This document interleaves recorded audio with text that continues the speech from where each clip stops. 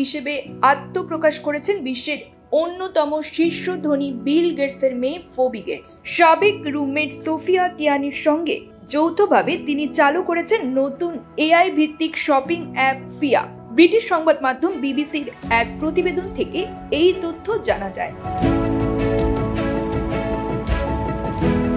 তবে অ্যাপটি তৈরিতে সরাসরি অর্থায়ন করেননি বিল গেটস। নিউ ইয়র্ক টাইমসকে দেওয়া এক সাক্ষাৎকারে মাইক্রোসফটের সহ প্রতিষ্ঠাতা বিল গেটস বলেন, আমি ভাবছিলাম ও তো এখন এসে টাকা চাইবে। এরপরই জানান, ইচ্ছে করেই মেয়ের এই উদ্যোগে অর্থ বিনিয়োগ থেকে নিজেকে বিরত রেখেছেন তিনি। ফিয়ার দাবি, এই অ্যাপের মাধ্যমে অনলাইন কেনাকাটাকে আরও সুবিধাজনক ও সাশ্রয়ী করে তোলা যাবে বলে দাবি করা হয়েছে।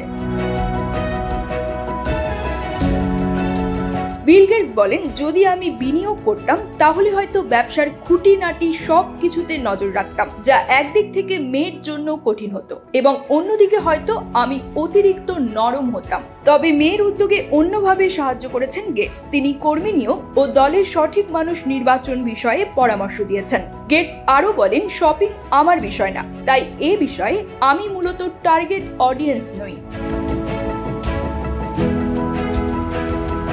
সন্তানদের আত্মনির্ভরশীল হতে সবসময় উৎসাহ দিয়েছেন বিল গেটস। তার বিপুল সম্পদের মাত্র 1%-এরও কম ভাগ দিয়েছেন সন্তানদের। তবে এই 1% crore crore dollar. News desk, TGD world.